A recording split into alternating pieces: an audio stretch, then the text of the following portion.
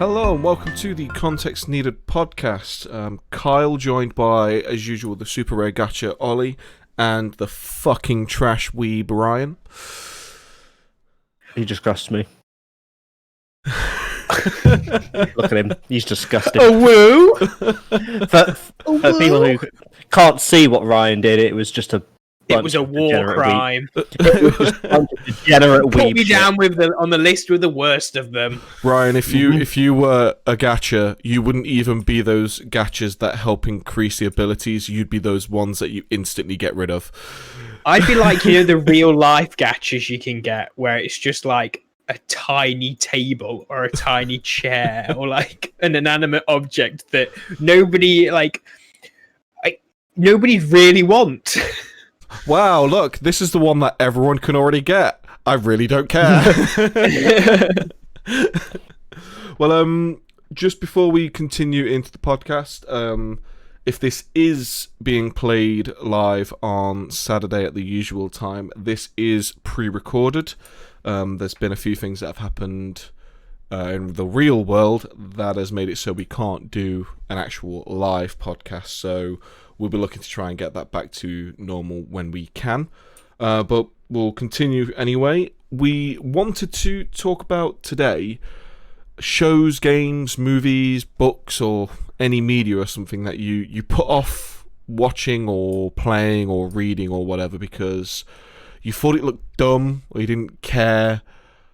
And then when you actually got round to completing it and getting the t-shirt and everything, you actually really enjoyed it. So I don't know if you guys had something you want to start with, but I've got something I could very easily start with.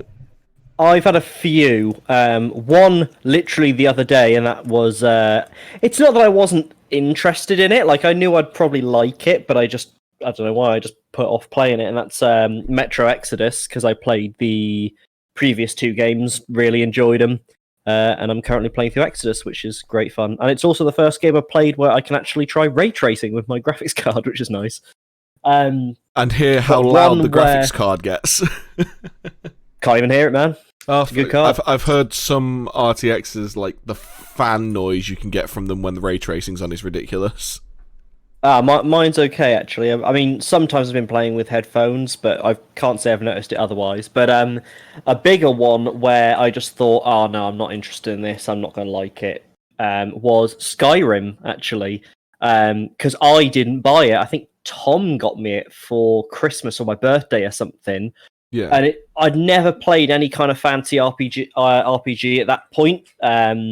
I guess, unless you include Zelda. Certainly none of the Elder Scrolls games or anything like that. Yeah.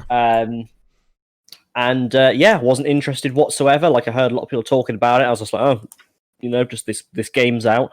Tom bought me it, and I even remember when he bought me it, I thought, oh god, what's he bought me this for? Like, not remotely interested. You've done this. I can't believe you've done this to me. Why have you bought this? And then I played it.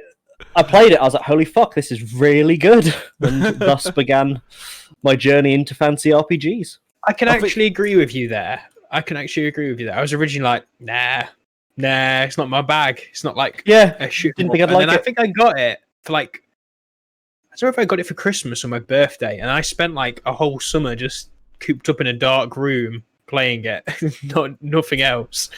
I think I'm the opposite with Skyrim because I'd played with like Oblivion and Fallout and a lot of the other Bethesda games. I had played Fallout. Like I was big into their fantasy stuff, and then Skyrim came out. I think I pretty much got it, if not day one, very, very soon after release. And I remember when I got it, I wasn't feeling very well anyway. Like I felt ill, was under the weather, and I bought it. Feeling ill. Well, no, like this was genuinely like an actual thing where I felt like I was coming down with the flu. Like I just didn't feel good, and that's why I went, you know what, fuck it, I'll buy it because I want to get it anyway. And it was just one of those, just in case I do get ill, I've got something to play. Yeah. And the first like day I played it, I must have played it from like when I bought it, which was probably about 10 o'clock midday, until easily 4 in the morning. which actually Jesus. made me much worse with how I was feeling. So I ended up calling in work sick the next 2 days because it made me much worse. And then I had those 2 days of illness playing it off and on when I wasn't feeling really shit. I then played it for another week and then completely stopped and lost all interest because I just didn't enjoy it. Even though I put all that time into it, I just didn't enjoy it as much as the older games. And then I tried playing it again when I moved house later on. They released the definitive DLC. edition or whatever with all the DLC and extras and stuff for PlayStation 4. And I tried it again then. And the same thing happened. I played it for 2 to 3 weeks and then just stopped playing. It's just always been one of those games where, like, I can understand why people love it. It just doesn't pull me in as much as the Oblivion and their potato face models do. I mean, Skyrim was my first Elder Scrolls game. Yeah. So I went same in and I was like, oh, I really enjoy this. And like the sprint function. I'm just a little bitch for sprint functions. Oh, And yeah. I tried to go back to Morrowind. There is a Oblivion, sprint and I function in actually Oblivion. It's called drink a fuck ton of skooma, and you run Yeah. really fast. But I actually have to work to sprint. I just get sprint in Skyrim, you know. Oh yeah, It's you like also I'm get already on addiction in Oblivion for the sprint function. So Yeah. I don't Oh, condone man. being an addict, alright? It's just the difference between me and you. You Hey man, if it gets results, then fuck it. hey, as No, I I said think- to you earlier, Ryan, I just finished Bloodstain, and you don't have drugs in that, but you can have food. And literally, the amount of bosses I'd go into just having a fuck ton of like steaks and spaghettis and That's just Pancakes. like Zelda. meals. It's just like, Zelda oh, Breath look. of the Wild with that. yeah. Oh look, I'm chug special dying. meals. I'm going to eat 15 steaks. I Gotta do get like that how protein. I get that the idea is that they turn just food into health items, but like the concept of that, like the great warriors fighting the Dark Lord, he might go down. Yeah, 50 steaks, and I'm Someone fine. hand him some cooked fish. Have you guys ever seen? So there was Bioshock Infinite, and there was, as with the other Bioshocks as well, picking up food items. Food items, food items, drinks, cigarettes, and stuff like that would give you like either health or I think it's called Adam in the game, but basically mana. It would give you like health or mana depending on what the item was. Like booze would give you mana, but slightly damage your health, the same as cigarettes. Whereas food would always give you health. And there was always one particular food item that stuck in my mind where you're going through like an arcade, you go into the toilets, and there's an apple in one of the toilets that you can eat to heal. And It's in a toilet. Right. in a toilet, and you can eat it as if it was a normal health item. No one says anything to you. There's no like joke about it or anything like that. And someone made this comic. It was basically a sex comic about Elizabeth with some other character from it or something, and the character goes, "Wait, where's Booker? Isn't this a problem as to doing this?" And she went, "Oh, you don't need to worry about him." And the next panel is just Booker fucking salivating at the mouth, screaming, running around, going, "Look at all this food!" Oh man, health items in games are weird. I think Scott. The thing is, with food was entirely pointless in Skyrim. I don't know what it was. Well, all Unless the you're Bethesda games RPing. actually, like, there's not. Yeah, unless you're specifically RPing, there's no value to food. I don't know. Did you guys play Fallout 3? Fallout 4 Fallout had 3 was a my favourite one. Fallout 4 had like a survival mode where you had to. But did you play Fallout? I would say, did you play Fallout 3? Yeah, but I can't remember much of it. I used to just collect all the food just because it had no weight. Yeah. So I was just like, I'm just going to collect it. I think food had no weight in 3 anyway, but like, I think just it used to had collect shit. I think it did have a weight, but the weight was so negligible that it didn't matter, and it turned out like, I think someone did a calculation there from ages ago where apart from like the highly expensive items, food was the best money to weight ratio you could have of standard items. It probably is, yeah. It probably is. I never used it. Like when the only time I'd ever use food in those games is if I literally had run out of health items or something like that. But it's just like Fallout, just a stim pack, Yeah. or whatever. Oh look, you have 50 stim packs. I don't care about your damage. Or sleeping. Just Yeah. find like literally any bed, just sleep for like 1 hour and just get all your health back. Well, it's what I used to do in Oblivion. There was like sometimes side missions or stuff where you had to like escort someone, and let's face it, the NPCs in fucking Elder Scrolls games are dumb as fuck. Like, Yeah. I have 0 health. I'm can gonna say run that at this again. fucking enemy and hope for the best. It's like, and then you'd fail a quest because they died, but you can't do the quest again because in those games that's it, they're dead.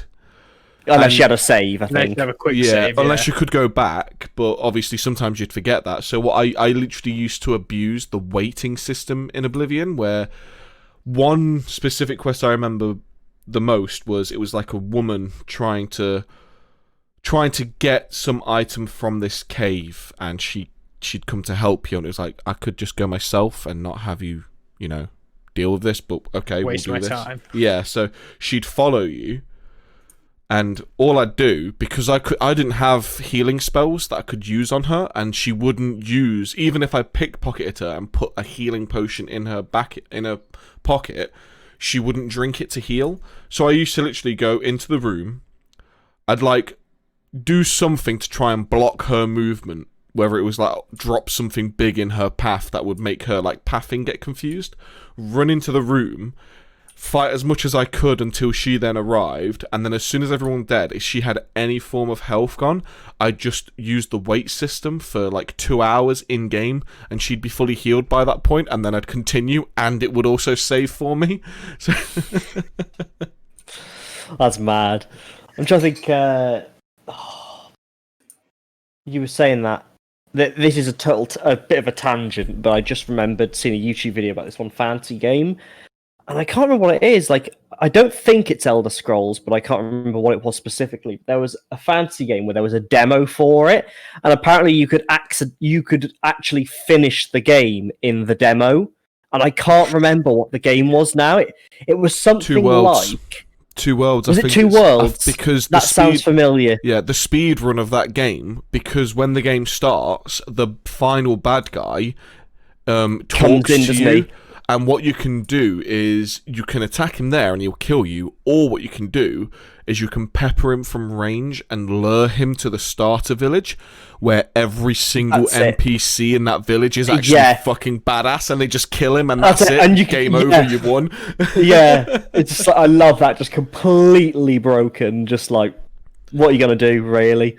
I do Kind of love, funny that they made him killable, though. Yeah, I do Like, love at some of the those like start. those speed run kind of tactics that you see where like I'm sure there's one for like remember the 3D Sonic game for Xbox 360, the Oh, they were 2006 so one. broken. Yeah, well like Do you mean Sonic Heroes? no, There was it Sonic was called- Adventure. It was after that. It was on Xbox 360 and PlayStation 3. And it was literally called Sonic the 3D, Hedgehog. wasn't it? No, it was Sonic the Oh, okay, Hedgehog. yeah. It was just called that, and it was the one where like he nearly dies and a girl kisses him, and they make it kind of weird because like Sonic has a near relationship with a human girl who's Bit like too much tongue. yeah, it's just weird, but Fucking the way- hedgehog, man. fucking furries. But like, Yeah. Fucking I'm weeds. sure the way the coding worked in that, the speedrunners can just make it so like you do something specific, you kill yourself, and the game doesn't know what to do, so it just rolls the credits as if you've completed the game.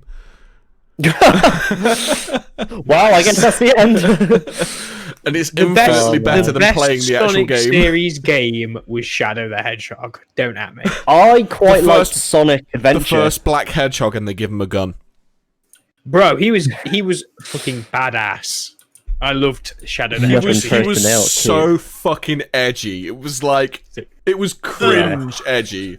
I mean, I did You enjoy killed my Shadow Teenage Game. Angst, the character, basically. He was Sonic It's not the a Hedgehog. phase, if he- Mom. He was Sonic the Hedgehog if Sonic the Hedgehog hit a teenage angst phase. Basically. Sonic the Hedgehog if he goes to Hot Topic. Oh, I think it was. There's another one of the. It's another Sonic game. I remember seeing this on Game Grumps, but you can play as this one. But when he fucking dies, it's like there's a bit where you can die, but if you miss a jump, you kind of fall. It's like a platforming section. When he dies, it's like the most blood-curdling scream. I'll have to find it afterwards because it's just like so out of place. Like it's not just like a when he dies, it's like a. It's just like Sorry, what? I do. Are you okay? I do love death rattles in games because some of them are fucking hilarious. When we was playing through Mass Effect 2, me and the wife, we noticed there was a lot more death rattles that we don't remember when we played it on Xbox, and we're wondering if it was the mod that we put that kind of re-added some of the stuff that was removed. But some of the death rattles were just like, I'd shoot a guy and like, it'd be like, and it would just keep going ones. for like Jesus a minute. Christ. He was really going like, he's like, if I'm dying in a good way. I'm They're gonna going remember hard. this shit. Have you ever had it where you play a game and all the death rattles just sound like pleasure moans? I'm trying to think. There's a game I played recently. Dead or Alive? No, I haven't played Dead or Alive. Obviously, but that's on purpose. I That's love Dead or Alive definitely games. Have those type of modes. And the Yeah, thing is, see, that's I actually like the Dead or Alive games for the actual fighting, not just because it's got big titties and cool stuff. yeah. But Jiggle I actually, physics. We're about fighting. I only play Dead or Alive for the beach volleyball. not gonna lie, I do have the one that never came out over here. When I went to Japan, I bought it just to see what the fuss was about. It's okay. What is it?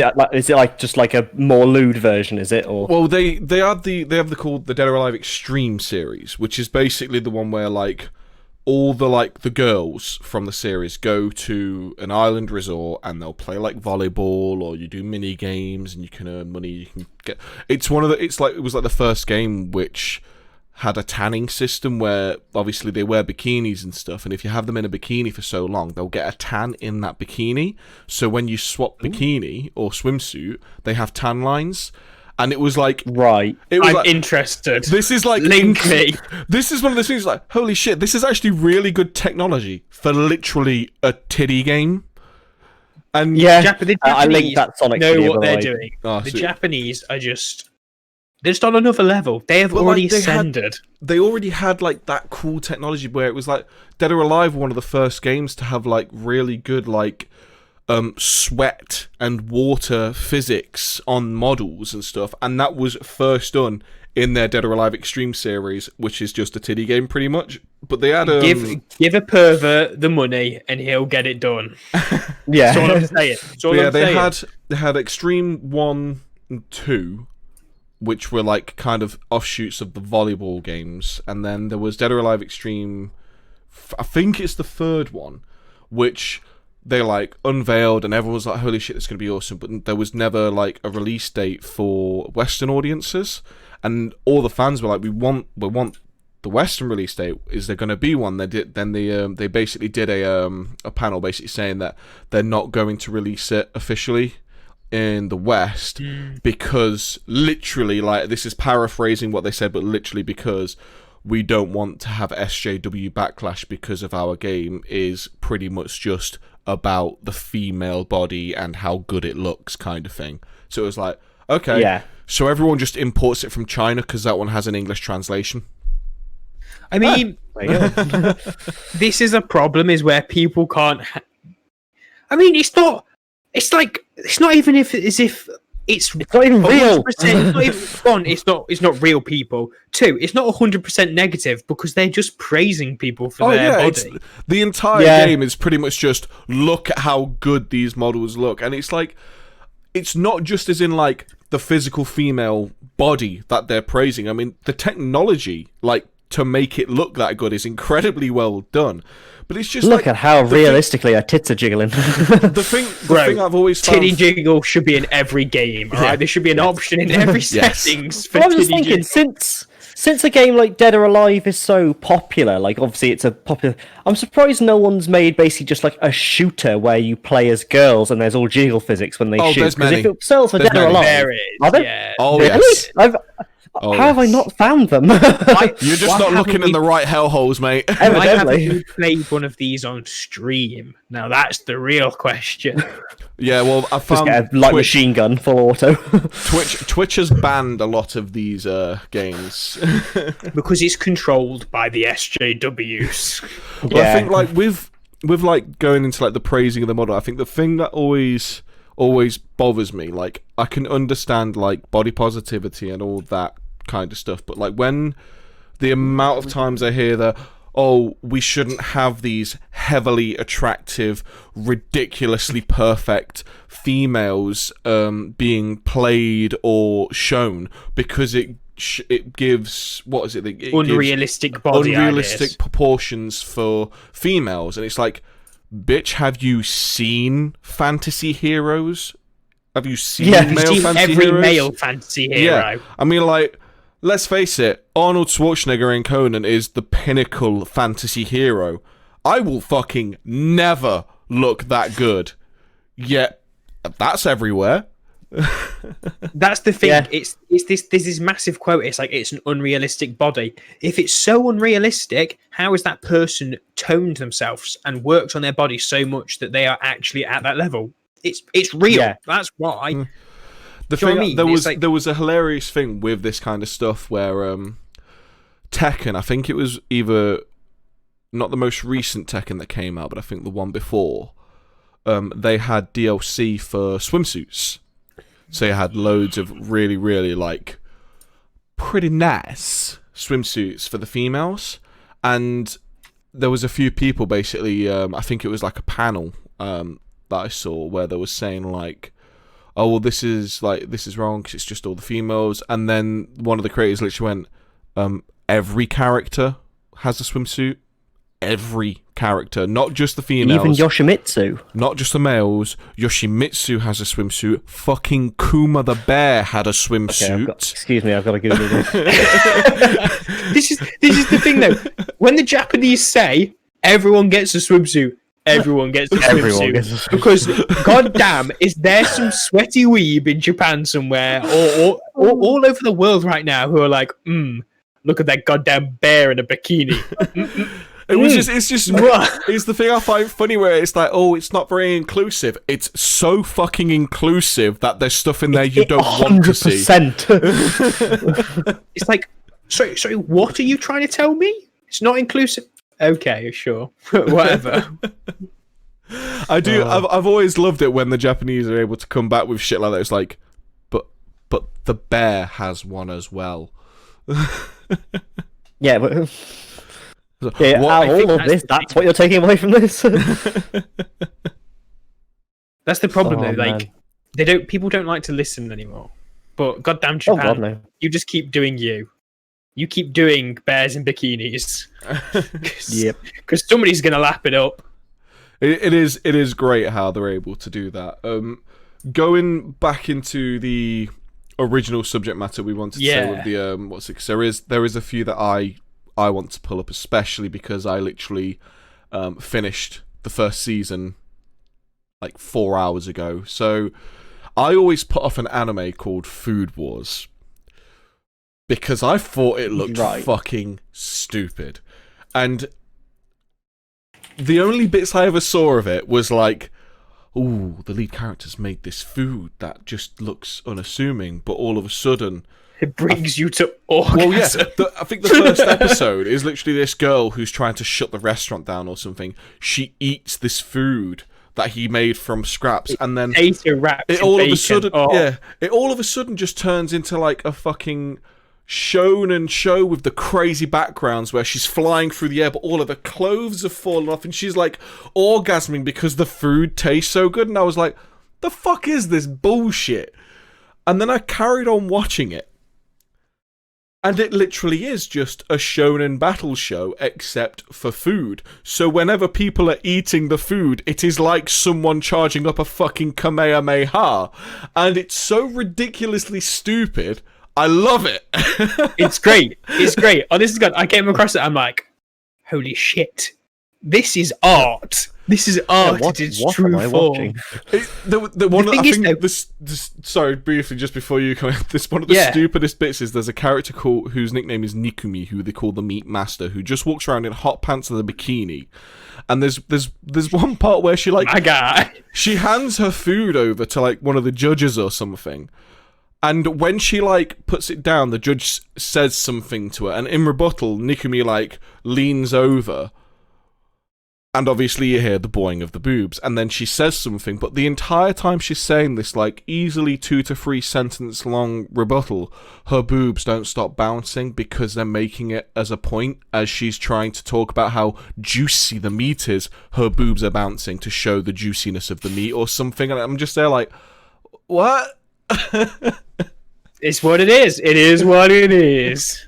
It is what it is. The guy who drew it and wrote it, he was an ex-hentai artist. So it's like, well, that fucking the guy's gonna do what the guy's gonna do.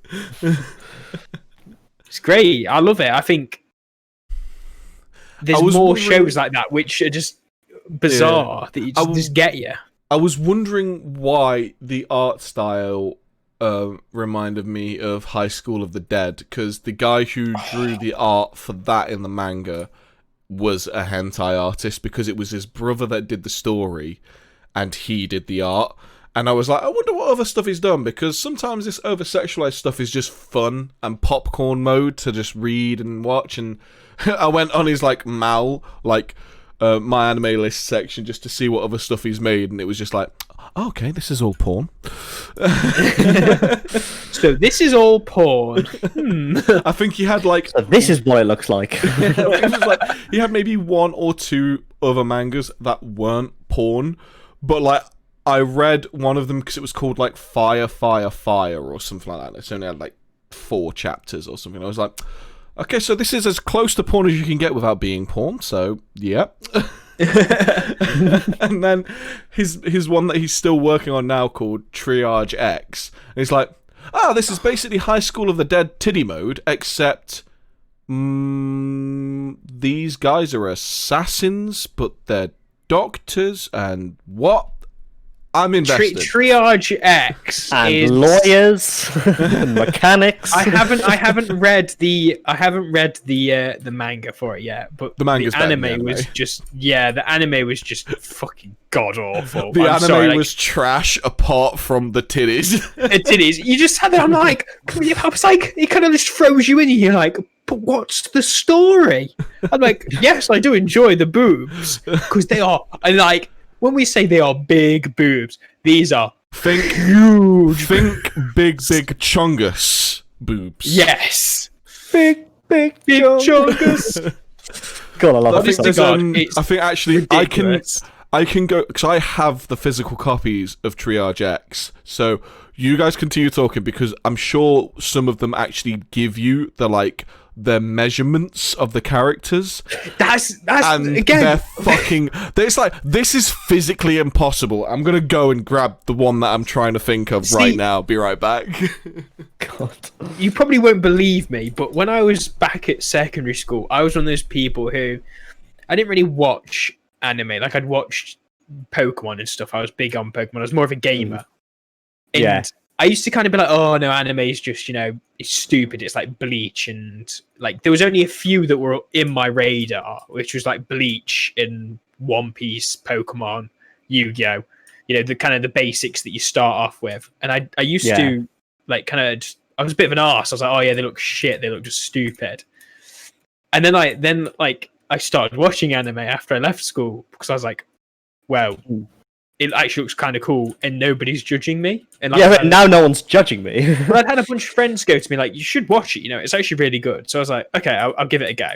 And holy shit, I bought my Crunchyroll membership. I was watching absolutely everything that I could find. Have you watched Initial D yet? I've watched the first 3 seasons. Again, Initial D wasn't quite. I'm putting it off because I think it's crap. But Initial D and a few others, I put off. It's just because I just couldn't get into it, and I started watching it, and I read the manga as well, and it's It's amazing. It's amazing. It is good. It's decent. Kyle, where are the titties? So I couldn't find the book which had it in it because it's not like it's not on the front cover or it's like in the middle of all the pages. So I couldn't bring one up either because I think showing it on video is just like, oh well, that's an instant kind of go because We will upload to Twitter after the release. Take a photo. I'll get Kyle to take a photo and we will release it on Twitter. yeah. See the uncensored version of this podcast on our OnlyFans. Bro, if people are willing to pay to see this thing, let's start up an OnlyFans, let's start up a Patreon, because Yeah, man. let's do it. Let's just do it. It would be interesting. I'm actually on the Triage X wiki currently, just to see if I can find the character. Oh wait a minute, this is the fucking High School of the Dead wiki. This is the wrong wiki. I just saw titties and I clicked on it. If only. I'm a simple man. I see titties, I hit like. I'm a simple man. Man. What were you guys? I see booty, I click like. Yeah. What were you guys talking about while I was gone anyway? We're saying anime, about, really. Anime, Oh, yeah. I saying how we talk about not watching stuff. I actually put off anime for ages back in secondary school because it was quote unquote uncool. Yeah. Which was probably one of the biggest regrets I've kind of got is the fact that I didn't start watching it earlier. Yeah. Because I absolutely fucking love it now, and I'm like, there's so much more I wish I'd have watched, as it was coming out, because it's just so enjoyable. Yeah. Right. So I have. So the sizes are in inches, so I'm just going to get them translated to. Is this in diameter or circumference? So the way Japanese do their sizing for females is it goes bust, like all the way around the chest, waist, and then hips. So it's just around those three sections, and that gives you their body sizings. Okay. Yeah. So I'm just transferring them to centimeters because that's how you kind of understand, like, the sheer fucking volume. It's ridiculous.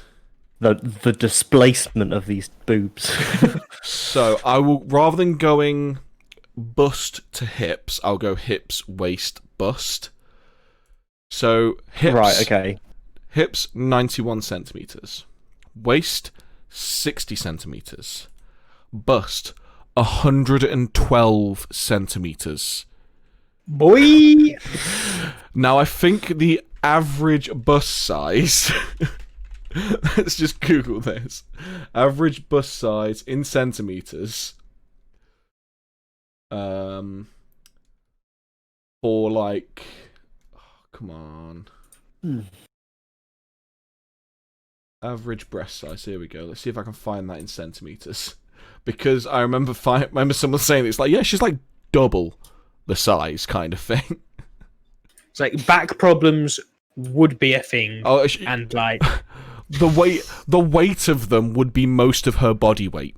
That's Jesus how big they Christ. are. But I'll, if you want to Google this character to just see the ridiculousness, her name is Yuko Sagiri from Triage X. Which one was that? Was that the nurse one? That was the girl who uses the sword. Crikey. Yuki. Have you seen her, Ollie? Jesus Christ. Jeez. It doesn't even like look good. It's just like, that is a caricature of a human.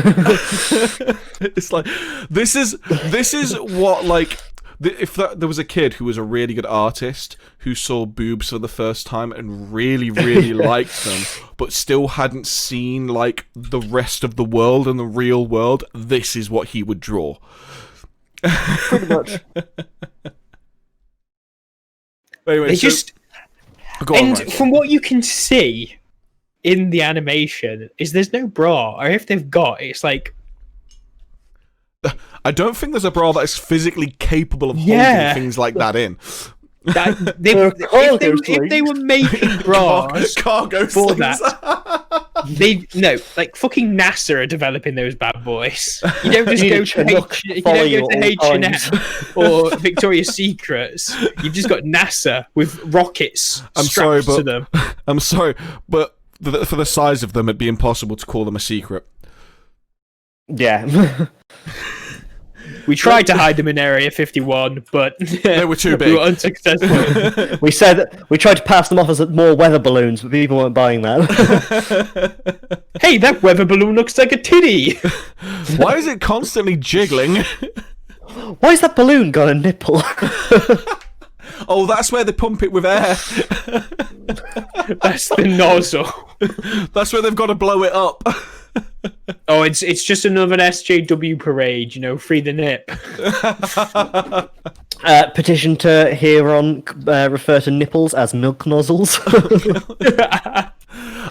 Did you ever see there was a post someone made saying calm your tits is probably one of the funniest things they like to say, but they were trying to think of other ways of saying it, and literally there's 20 different ways people put up, and I never remember most of them, but there's one that always sticks with me, and that was Hakuna Yatadas. Yeah. There's something to your memories. It's like, there's loads. There's loads. Well, I mean, I heard a good one the other day, but I can't remember what it was. Well, one thing. What time are we at now? Yeah, we're about 40 minutes through, so I do want to return briefly as well back to the other. Let's stop talking about animated. Yeah. So Why? Oh, sorry, But, I've just found it. So distress your breasts, adjust your bust before you combust. Undo the What's calamity. the memories one? Undo the calamity that is your memories. Yes. Give that chest a rest. Don't have a rack attack. Don't have a rack attack. Yeah. So returning to the original form, I think one of the biggest ones for me, stuff that I kind of put off, was How to Train Your Dragon, which I don't know why I put it off for so long. I don't know if it's because this was after DreamWorks. I think it was after Shrek, but it was after Shrek became this is fucking annoying now. It was good for the first two movies. Somebody once told me the world was gonna roll me. I do love the smartest tool in the shed. I love sharpest tool in the shed, Ryan. Alright, leave me alone. Clearly you're not the sharpest tool in the shed. I do love the vine that came from that, where it just goes, some body, and he just bass boosts the song as he breaks out the toilet. There was a really good one where it was just somebody on somebody, and it just but they've done it into the beat, and it's just Jesus Christ. Yeah, so I think because of that, it kind of put me off watching another DreamWorks thing, and then I think it was maybe 6 months or maybe a year before the second movie came out. I mean, you know what? Screw it. I'm gonna go watch How to Train Your Dragon. I went and watched it, and I was like, holy shit, this is fucking awesome. And I absolutely loved it, so much so that I literally have the Build-A-Bear Workshop dragon in fucking the bedroom. Nerd. And then the second movie came out, went to watch it in cinemas straight away because it was fucking awesome. Then the third movie came out, and I also have the Light Fury as well from Build-A-Bear Workshop in there. So I've got both the Night Fury and the Light Fury Build-A-Bear Workshop toys. See, I'm a grown man. I think I watched the first one, and I just It was alright. Didn't get me. I thought it was alright. I liked it. It was alright. I think one of the big things for me as well, it uses I think it's Sigur Rós is the band, but I think it's the guitarist or something from that band composes a lot of the music, who is from, I think, Norway, which is where a lot of the locations and stuff are based off. So a lot of the music just really, really fits all of the scenes, and I just felt I mean, Gerard Butler's awesome. So having Gerard Butler as your dad telling you you're worthless is really, really just rings true to me. I didn't realise it's Gerard Butler. Yeah, it's Gerard Butler who plays the father. Unless you watch there's some series as well, on Netflix and stuff, and the person who plays the father in that is actually Christopher Nolan, the guy who does Nathan Drake. I think, yeah. That's mad. Christopher Nolan, that one voice actor from every video game ever. Well, I think it was the joke that came out when Christopher Nolan and Troy Baker was in every game, and people were saying Christopher Nolan and Troy Baker are literally the Red Barrel of video games now. They're just in everything. Yeah, pretty much. Yeah. I mean, I can't really, as I was saying, content that I've, kind of hated, there's not much. Not nowadays. I'm like, I give it a chance, unless you're telling me to watch, the new Thunderbirds, where I'll just shut you down and be like, bro. Mamma Mia. Mamma Mia. Please don't. The Greatest Showman. Musicals, all my friends are, huge musical fans, and I can't stand them. No, they're the most cringe-worthy thing for me. I don't know, it feels like watching it. I've never understood why someone would sing about going to the toilet. It feels like watching a musical feels like when it's your birthday and everyone starts singing happy birthday and that weird kind of cringe you get. That's how I feel just the entirety of watching a musical. Even though it's not about me, I just feel this secondhand cringe because it's just that fucking embarrassing to watch. Do you know what the worst part about musicals nowadays? It's there's some which are actually good. Don't get me wrong, I don't like it personally, but Sound of Music is, it's award winning, so it's got to be good in some manner. The hills are alive with the sound of fucking wartime. Yeah, but it's there's certain and then they had Wizard of Oz, stuff like that, the classics. But now everything can have a fucking musical now. SpongeBob has a musical. I'm sorry, what? SpongeBob, the musical? There's only 3 musicals that I've actually enjoyed. One is Moulin Rouge, because Ewan McGregor is a fucking treasure. Hello there. Another one was La Miserables, or however you pronounce it, but I didn't watch the movie. I didn't watch the movie. I actually got taken to see the live production in London. My wife took me because she wanted to go see it, and I actually did enjoy that. And then the third one, South Park, Bigger, Longer, and Uncut. That is technically a musical, and it's a fucking awesome musical.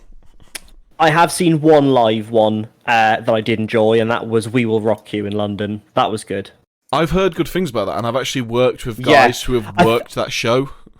I think it's because, whilst it's a musical, because it's a play as well. There's a lot of dialogue and scenery and stuff, and then obviously the music's Queen, so it was quite good. But I mean, that was years ago, but I did enjoy it.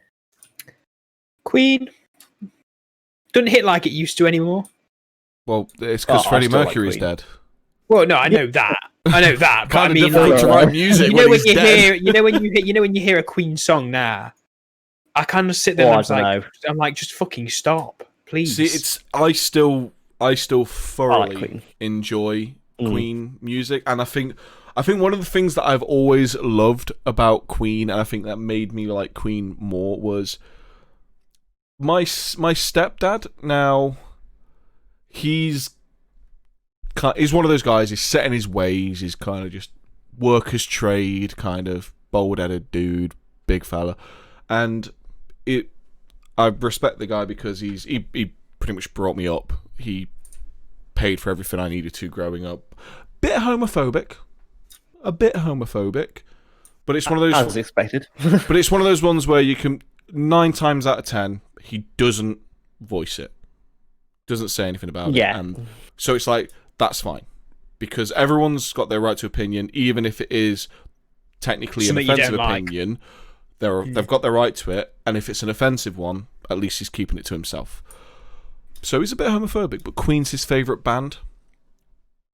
Yeah. And that was there you go. The gayest man who is the front man, and it's his favourite singer of all time. He loved all of Queen. He loves all of Freddie Mercury's solo stuff. He has a fucking Freddie Mercury figure. Jesus Christ, he's the weeb of Freddie Mercury and Queen. He's a queen. It's always made me laugh, and I love it. Jesus Christ, the queebs, they're coming. Watch out. I think like Queen's one of those things where it's just got so overplayed in my head. I'm just like, bro, like we get it, Queen. Wow, like we've seen it all before. We've been listening to it since we were kids. Please stop. I think that's my kind of view on it. No, I think just that so happens. many people. Yeah, that happens with pretty much like a lot of like artists and stuff that get big, and that's why I'm kind of glad that I don't listen to radios, I don't watch live TV, I don't go to like festivals and stuff like that, so I don't have the oversaturation of stuff, so I'm still able to... I mean, the only oversaturation of stuff I get is my wife's playlist, which is infuriating at times.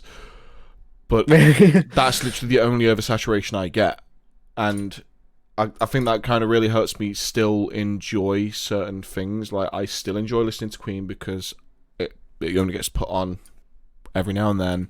I still enjoy listening to like my favourite bands and stuff because as much as they're my favourite bands, I don't play them to death. Even when it was like, my favourite bands had a new album out recently and I still haven't actually properly listened through it. I've listened to bits of it, but I just don't... I don't go in and just play the same thing on and on and on and on and on repeat. I just don't do that because I know it's just going to ruin it for me, and I'd prefer to just take my time with it and absorb it slowly. Yeah. Yes. Yeah, I think that's the thing. It's like you say, it's just oversaturation of stuff. It's just overplaying. And I think that's kind of what sometimes puts you off watching something, like you're saying with, you know, How to Train a Dragon or Breaking Bad. I think one of the biggest, stuff like this. Yeah, there's two shows that really kind of accentuate that feeling, I think, and that's Game of Thrones and Breaking Bad, because Game of Thrones... I was the same with Game of Thrones. Well, Game of Thrones before the finale, before the last season, was that ridiculously overhyped and overtalked show. Now, I've watched it from season 1 all the way through as it was releasing, but whenever I talked to people about it, I said to them, I enjoy it, I think it... This is at the time, this is before the finale we're talking, I think it was one of the best, like, darker fantasy drama stories out there. That's my opinion. I'm not telling you need to go watch it, it is the best show ever. I'm just saying that's what I think about it, because I don't want to overhype it to you and make you not watch it. Breaking Bad was the same, because I had like... There was the band members I was with at the time who constantly like talked about it being one of the best shows ever, and it's not. I've watched 3 seasons of it and I didn't enjoy it. My mum was like, "Oh, you need to get it, me." So I got it, and she's still not watched it to this day. It's just one of those things where it's like you're just not interested in it anymore. No, because it's just been so overhyped. She's kind of go like, "Oh well, you know, it doesn't really matter if I don't watch it." Because Walking Dead was that for me as well. I did watch it for a fair bit, and then Walking Dead was good stopped. to a point, and then it just started getting. It was kind of like, guys, like, why is no one using spears? It's just a knife on a stick. Like, no, let's walk through and let's do it all by hand. I think let's get as close as we can to the zombies. I think with The Walking Dead, because I think we talked about this ages ago. Yeah. And I was saying, like, because I watched Walking Dead, and I think it was probably at the 3rd season at the time that we was talking. Maybe it was the 4th. I think possibly. So it was just after, because I don't remember where the seasons are, because there's so fucking many. It was just after. No, I don't either. It was just after like the farm. 5th or 6th now. Yeah, they'd left. No, they're past that. But it was just after the farm, and they'd gone to the prison. 3. Yeah, 3. And we was talking about it then, and I'd actually read ahead in the graphic novels, just because I enjoyed the first season so much, it pulled me to the graphic novels. And I remember saying how I understand how they're making their own thing with the TV show, but the thing that used to annoy me was, if you're going to do the graphic novel bits, do them. Don't tease it and then go off and do something completely different, because then all you're doing is causing unended story threads in the series and annoyances for the fans. Yeah. But there was just things like I can't remember what her name is. I think it's Carol. She was the blonde-haired woman. The short blonde-haired woman. Yeah. So I remember you telling me you did an experiment. She gets captured and tied to like a chair or something, and there's something that she can use to escape at her feet. I think I remember you telling me, Yeah. you did that exact same thing to see how long it would take you to like pick it up with your feet, put it in your hand, and free yourself. And you was like, yeah, it took me 50 seconds. Yeah. And she's fumbling and fumbling and fumbling until she dies. And I remember you telling me, I was like, yeah, it pisses me off because she was a badass. No, you must be thinking of someone else because Carol. That didn't happen to Carol. I'm trying to think who it was. It might have been Andrea. Which one was Andrea, Andrea? Was she the blonde who was just? She was blonde. It was she was like women. It was power, the blonde. It was the wasn't she? blonde woman who turns out to be a good shot. That's the one I'm thinking of. Andrea. And she dies in that chair tied down. I must have got the name wrong. So Andrea. So she dies there, but in the graphic novel, she was like 100 times more badass. She was like the best shot of the entire group. When they first went into the prison, they obviously find that one of them is not who he says he is and is like a killer. And I think in the show it just showed like, oh, he'd killed a few people, but in the comic it was like he would try and kill, maim, and do bad things to children, which made him just a lot worse. Yeah. And it was Andrea that actually found him trying to do this stuff and has a fight with him, and she gets a cut across her face and gets the bottom of her ear cut off, and she then just fucking wipes the floor with him and kills him, I think. And then for like the rest of the like comic, she's there with this badass scar across her face, missing the bottom of an earlobe. It's just like, this woman is fucking badass. Like, she was so fucking annoying in the show. She was just one of the worst characters. It was you find that with a lot of opposite. TV. Like when it's pulled from a source material like a book, even anime, films. I mean, Harry Potter. There's so many amazing parts in Harry Potter which are missed, and characters are just complete. Like Ron in the books is actually a hell of a lot more, involved. He doesn't just seem like comedy, Yeah, he's just the idiot. Comedy relief ginger. Yeah, it's not until the last film it's where Ollie, they're like, comedy relief ginger. they're like on the last film they're like, oh, we'll give him a little bit of thingy here, so he looks like he's actually not a complete idiot. And it's like, well, it's a bit too late now. So he's actually been really smart throughout all the films, and it's just like you've just ruined it. Yeah, I think with the Harry Potter ones especially, like I didn't really care for the Harry Potter stuff. Like I watched the movies; they were interesting enough. But, like, I think one of the things that just annoyed me is there was just shit like, we see Dobby in, what was it, Prisoner of Azkaban, I think? Yeah. He's main character. No, he's in. He's originally in. I'm just going from Chamber the movies. Secrets. Yeah, I'm just going Chamber from the Secrets. movies. So just Chamber Secrets. You only see him in Chamber Secrets. Okay, so he's in the Chamber of Secrets as quite a main character, and then you don't see him until like the second to last or third to last movie for 10 minutes. And then he dies, and they make it out to be this like really big involving thing, and I'm just there like, I don't give a shit. I barely remember him. See, if you've read the books, I know he's a much bigger part. Yeah. He's not even big. He's like, he appears in the fourth film, so that is, or it would have been the fourth book. It's Goblet of Fire. Goblet of Fire, yeah. Yeah, and there's actually another house elf, and then also one character that's the main villain in Goblet of Fire. It's like the first time you get a main villain who isn't Voldemort, and they completely cut out every bit of interesting storyline to him. Was that David Tennant's character? Yeah, like if they done the whole premise behind him and how he'd gone to Azkaban before, and then how he escaped. I mean, you'd have actually got such a good story for him, and it wouldn't have just been like, what? Like, because I can't imagine how somebody who hadn't read the books or had the books read to them as a kid went and watched that, and it's just like, yeah, this totally makes sense, because he just killed his dad for like no reason, really. For shits I mean, and he giggles. wasn't. Yeah, in the thing, he was in the thingy. He wasn't particularly suspicious. You could tell he was suspicious, but it was like not that suspicious. So it was like really he could have got away with it, and then he just kills him, and it's like it doesn't really make much sense to people. It's so one stupid. of those things like. There's always that thing where people always complain about the book being better and stuff, and I've always been an advocate of whether it's book, manga, game, whatever, when you are transferring something from one medium to another, you have to take into consideration the nuances of the new medium as well. So sometimes adapting things will cause changes, and that isn't necessarily a bad thing because sometimes it's needed. But then again, you need to also not just completely wipe away your source material, because then you aren't actually making an adaptation. You're doing your own thing with that thing's name on it.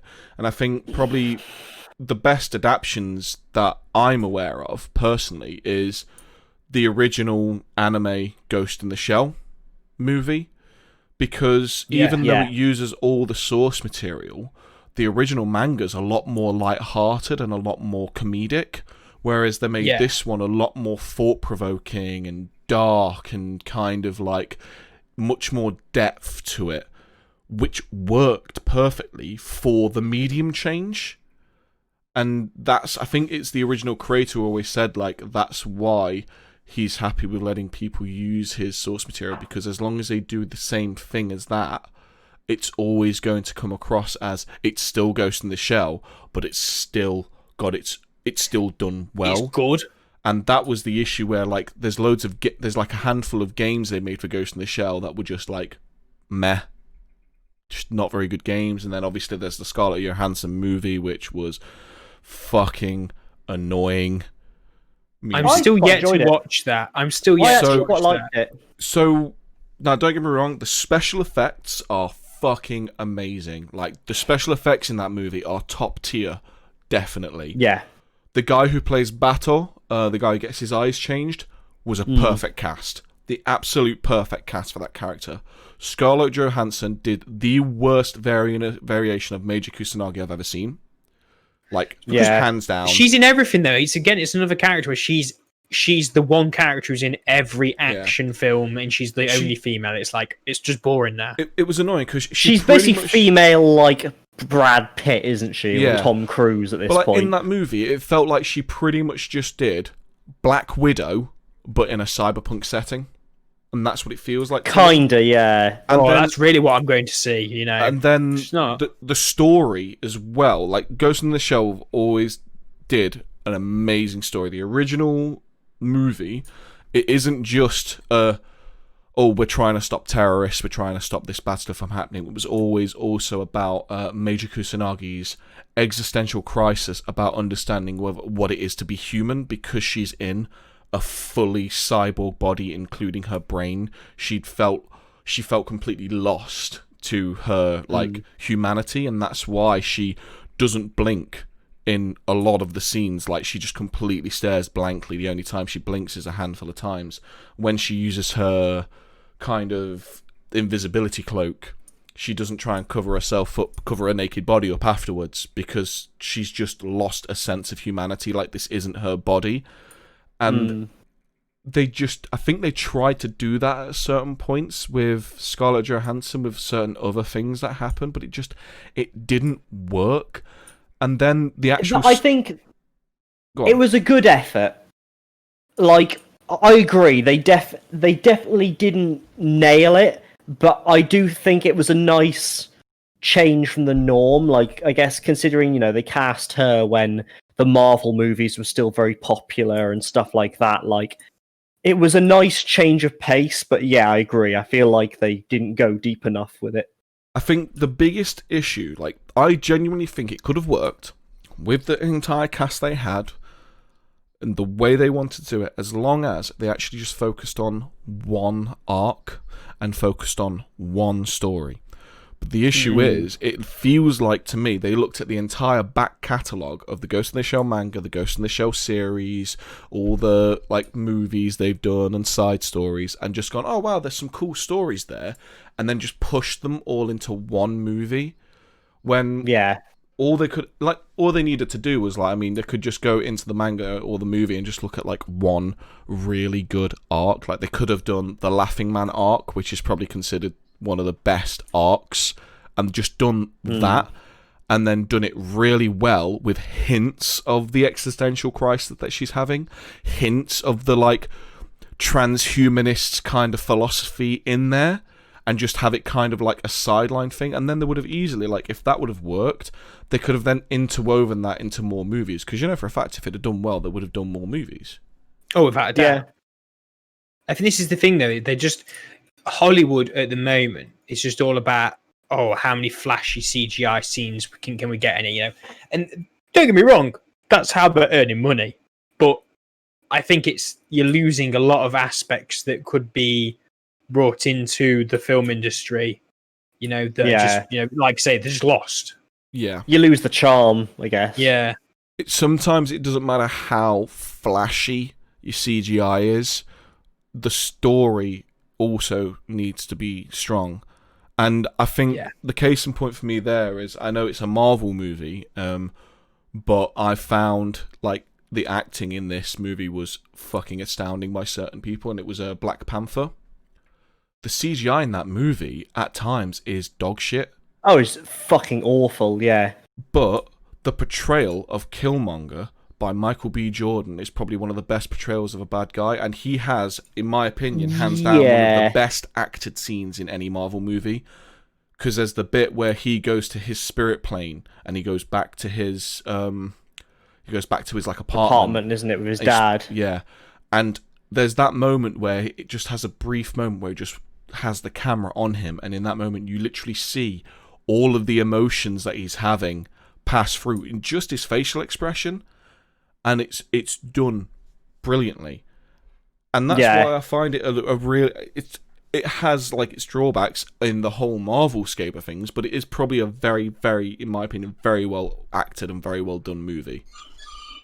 But I think on that note, we need to start closing up. Yeah, yeah, man. So it's a bit of a different one to usual. Obviously, like we said, this is pre-recorded, so if it is shown to you live, we aren't actually here to look at any of the messages or anything like that. So this is pre-recorded, again, just to let you know. We will try and get back to the normal schedule of streaming and making sure that we're all here as we go, because I think we all actually prefer doing that, like a live thing and having it scheduled anyway. But anyway, if you've got any questions, queries, or any interesting stories, or if you want to say all of our opinions are wrong and Ghost in the Shell is an amazing movie, then you're more than welcome to email us at contextneededpodcast@gmail.com. Just know I'll have set up a rule that automatically deletes that shit. I was about to say, I'll instantly be putting anyone who says the live action Ghost of the Shell movie is amazing into the spam filter. Auto delete, done. Problem solved. Anyway, from me, Kyle, and then from Ryan and Ollie, sayonara. Goodbye, skeletons. Goodbye, skeletons. What? It just gets rarer every time we use this gacha. God damn it. But yeah, we'll speak to you guys again, and if you want some info on potentially when we are going to be in the next live one, just drop into my Twitter. I'll be putting any information in there, and also Ryan's Twitter. We can always use that as well, just to keep you guys updated. But from us three, I'm going to look at making us one as well, so there will be one soon. Okay, look out for it. Look forward for a Context Needed Twitter and probably Facebook page as well. So all info will, as soon as we've got it, will go in there as well. But from us three, thank you very much for watching, guys, and we will see you soon. Bye-bye now. Bye. See you later.